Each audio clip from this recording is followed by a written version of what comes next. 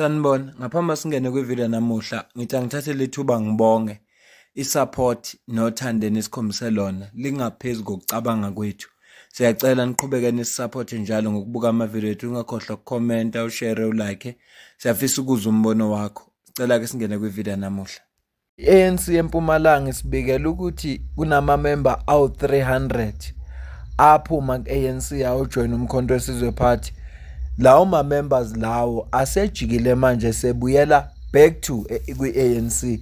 So bathi lena operation buyele ekhaya. Ipost ekhona ibhale kanje: the ANC will officially welcome back to the ANC the provincial spokesperson of MKP Aubrey Mthweni and other 300 members. Okusho ukuthi awu-301 ngalo Aubrey Mthweni.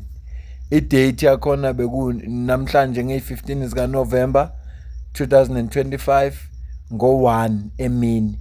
I-venue Old ZCC Open Space Ward 1 eMalahleni sub-region. Ngizamile ukubheka amavideo ngithi mhlambe bazoposta phela bemukela ama-members wabo lawa, ngangayibona mhlambe khona sayibonile. Izolo u-advocate uBusisiwe Mkhwebane oconvener we-MK Party eMpumalanga ukhipha istatement mayelana nalolu daba. Le statement isiphume ngomhla ka-14 kuNovember 2025. Siphuma kwiMpumalanga Provincial Detachment yomkhonto wesizwe party.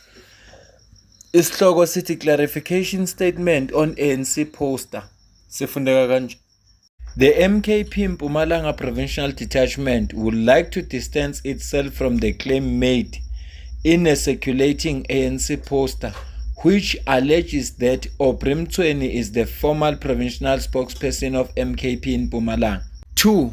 The current provincial detachment, which was appointed by the national officials on the 16th of January 2025, is led by provincial chairperson Comrade Advocate Busisiwe Mkhwebane, who was appointed by Comrade Jacob Gedleyihlekisa Zuma on the 25th of October 2024. 3. This leadership wishes to categorically state that the MKP Mpumalanga has never had a provincial spokesperson at any stage. The only official recognized communication role is that of the head of communications, currently held by Comrade Thuthukani Nkosi. The MKP Mpumalanga Provincial Detachment therefore rejects the misrepresentation contained in the ANC poster and urges the public, media and political stakeholders to rely exclusively on verified MKP communications channel for accurate communication. Issued by MKP Mpumalanga Provincial Detachment. Okay, uBusisiwe Mkhwebane ukhiphe le statement izolo ngoba efuna ukusicacisela ukuthi singaduki njengamalungu omphakathi.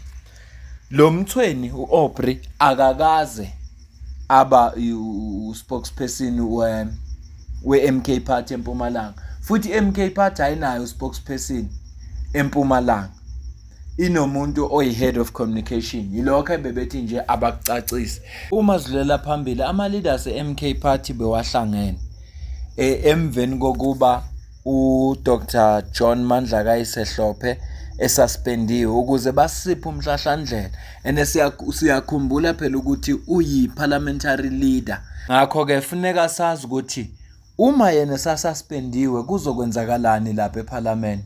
Yilokho-ke umkhonto wesizwe party ozosicacisela khona nabazokucacisa manje kule statement abasikhiphile. Sizofunda sona emveni kwaso bese siyayivala le video. Le statement umkhonto wesizwe party usikhiphe ngomhla ka-14 November 2025. Isihloko sithi statement on President Zuma's engagement with the umkhonto wesizwe party parliamentary caucus and organizational decisions.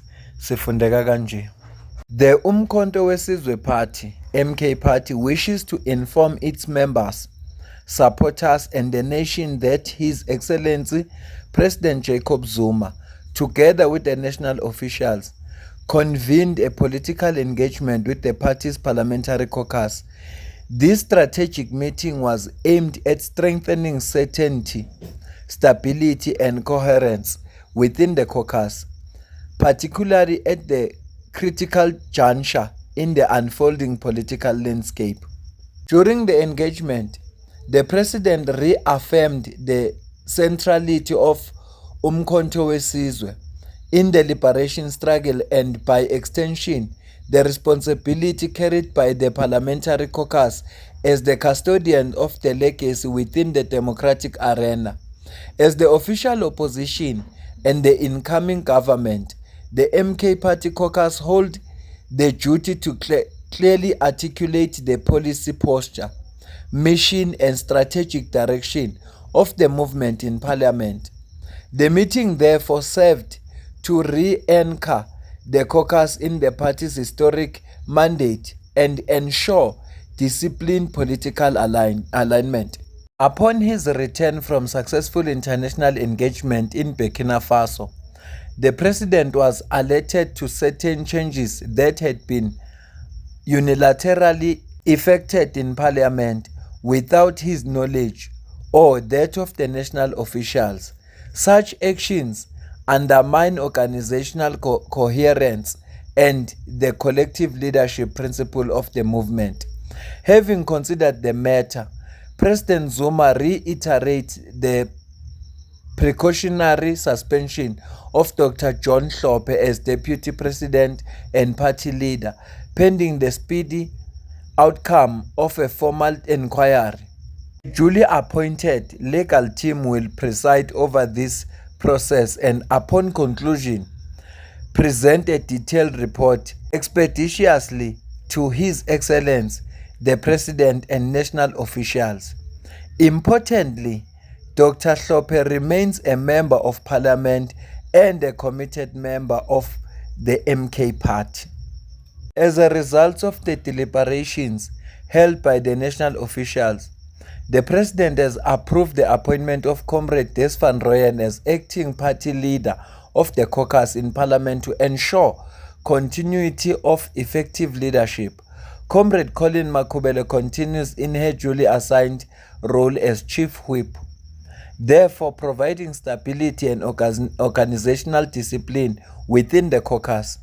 A team led by Deputy President Comrade Tony Yengeni, National Chairperson Comrade Nathi Nhleko and Head of Presidency Comrade Magasela Mzobe will engage with caucus and facilitate dialogue between parliamentarians and the national officials. The President has made it unequivocally clear that no decisions or changes relating to the parliamentary caucus, its leadership or its operational shall be made without his consultation and that of the national officials. This is essential for the safeguarding unity, accountability, and the strategic direction of the movement. The MK Party assures its members, supporters, and society at large that the organization remains stable, focused, and firmly on course. Our work continues unabated to challenge the status quo in asserting the will of the people, take political power, and deliver decisive victory in the local government elections. For ama-inquiries, abantu bangaxhumana no Nhlamulo Ndlela, National Spokesperson womkhonto weSizwe Party.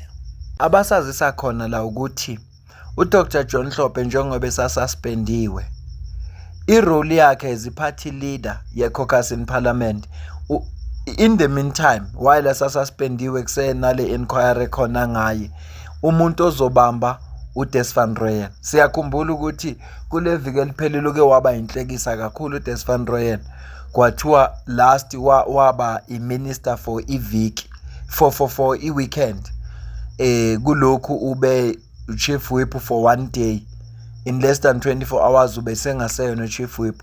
Kodwa manje bathi akabambi isikhashana, izothi lingaphothula udaba luka deputy president wabo ku Dr. John Mandla Kayisehlophe, ebese ke kubonakala ukuthi okunye abagcizelele azikho inguquko ezizokwenzeka kuma members of parliament la weSwazi. Azikho ke inguquko ezikhona, kodwa bayagcizelela ukuthi asikho isinqumo efuneka sithathwe umuntu oyedwa engadlulanga kuma national officials naku president wabo kuJacob Zuma. Asiyibambe le video, ngicela ukuze ukuphawula kwakho la comment section. Ngizwe wena ukuthi ubona kanjani lolu daba. Ngale kwalokho mina nawe sidibane kwivideo elandelayo. Ngiyabonga.